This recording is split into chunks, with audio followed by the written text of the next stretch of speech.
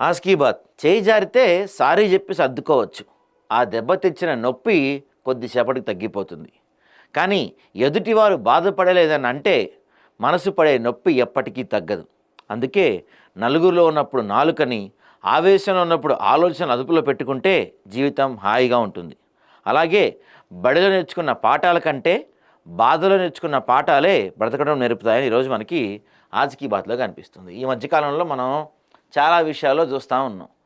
ఆమె మన పేరేంటి, ఆమె పేరు సావిత్రి, శివజ్యోతి అంటారు కదా, ఆమె కూడా తిరుపతి ప్రసాదం గురించి ఏదో మాట్లాడిన తర్వాత సారీ చెప్పింది.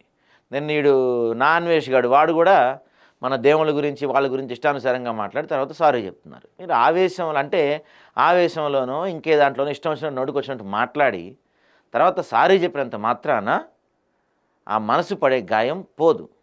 గుర్తుపెట్టుకోండి, మనిషి జీవితంలో కూడా బడిలో నేర్చుకున్న పాఠాల కంటే మీరు బాధలో ఉన్నప్పుడు నేర్చుకునే పాఠాలే మీకు ఎలా బతకాలో నేర్పిస్తాయి.